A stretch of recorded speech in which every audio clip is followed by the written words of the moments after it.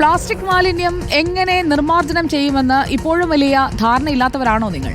സ്വന്തമായി ഒരു തട്ടുകട എന്ന സ്വപ്നം നിങ്ങളുടെ മനസ്സിലുണ്ടോ? മാർക്കറ്റിംഗ് അല്ല കേട്ടോ. ഇത് രണ്ടും തമ്മിൽ എന്ത് ബന്ധം എന്ന് ചോദിച്ചാൽ 700 കിലോ പ്ലാസ്റ്റിക് മാലിന്യം ഉപയോഗിച്ച് നിർമ്മിച്ച ഇന്ത്യയിലെ ആദ്യത്തെ ഫുഡ് കാർട്ടാണ് നമ്മൾ പരിചയപ്പെടാൻ പോകുന്നത്.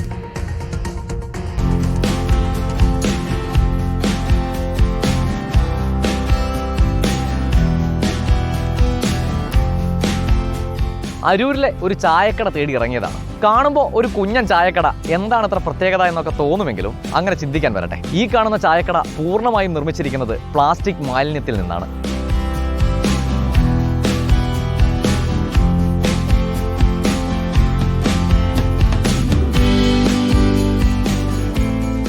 ഇപ്പോൾ 700 കിലോ പ്ലാസ്റ്റിക്കിൽ നിന്ന് ഒരു ഫുഡ് കോർട്ട്. ആക്ച്വലി ഇത് MLP പ്ലാസ്റ്റിക് ആണ്, മൾട്ടി ലെയർഡ് പ്ലാസ്റ്റിക്.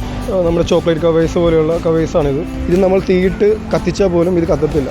കാരണം നമ്മുടെ മണ്ണ് പോലെ, സാൻഡ് പോലെ ഒരു കണ്ടൻറ്റിൻ്റെ ഉള്ളിലുണ്ട്.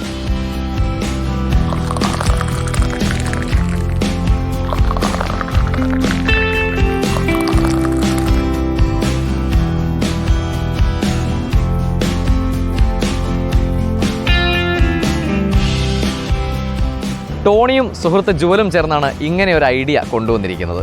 ഇപ്പോൾ 700 കിലോ പ്ലാസ്റ്റിക്കിൽ നിന്ന് ഒരു ഫുഡ് കോർട്ട്.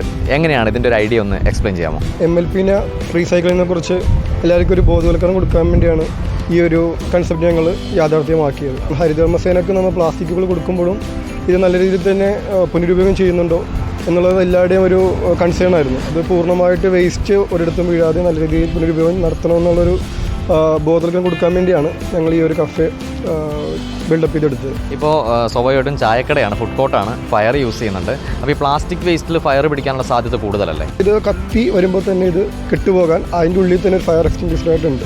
MS അല്ലെങ്കിൽ GI പ്ലേറ്റ് വെച്ചാണ് ഇപ്പോൾ എല്ലാവരും ഫുഡ് കാർട്ട്സ് ചെയ്യുന്നത്. അപ്പോൾ അത് കോസ്റ്റും കൂടും, അതേപോലൊപ്പം തന്നെ റെസ്റ്റ് വരാൻ ചാൻസ് ഉണ്ട്, തുരുമ്പ് കാര്യങ്ങളെല്ലാം. നമുക്ക് ഇത് വെച്ച് ചെയ്യുമ്പോൾ അതിനേക്കാൾ റേറ്റ് കുറവായിരിക്കും, പിന്നെ ലാസ്റ്റിംഗ് ഉണ്ടാവും. പ്ലാസ്റ്റിക് പോലെ ഇത് ലാസ്റ്റ് ചെയ്തോളും. നിങ്ങളുടെ ഫുഡ് സർവിങ് പരിപാടിയൊക്കെ ടൈമിംഗ് ഒക്കെ എങ്ങനെയാണ്?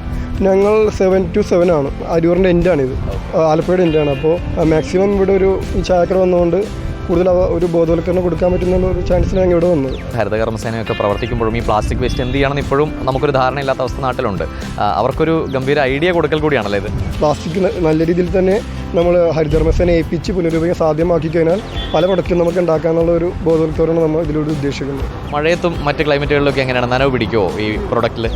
ഇല്ല, നമുക്ക് ഇത് പ്ലാസ്റ്റിക് പോലെ തന്നെയാണ്. ഇത് നമുക്ക് ചൂടും കുറവായിരിക്കുന്നതിൻ്റെ മഴ സാഹചര്യങ്ങളിലും പ്ലാസ്റ്റിക് പോലെ തന്നെ ഇത് നിന്നോളും. അപ്പോൾ കൊച്ചിയിലൊരു തട്ടുകട സ്വപ്നം മനസ്സിൽ കൊണ്ടു നടക്കുന്ന യുവാക്കൾക്ക് ഒരു ഗംഭീര ഐഡിയയും പ്ലാസ്റ്റിക് നിർമ്മാർജ്ജനത്തിൽ ഇപ്പോഴും പ്രതിസന്ധിയിൽ കഴിയുന്ന നമ്മുടെ നാടിന് ഒരു പുതിയ മാതൃകയുമാവുകയാണ് ടോണിയുടെയും ജുവലിൻ്റെയും ഈ കുഞ്ഞു സംരംഭം. വീഡിയോ ജേർണലിസ്റ്റ് ഹണി തങ്കപ്പനൊപ്പം reporter Ali Akbar Shah in Reporter, Kochi.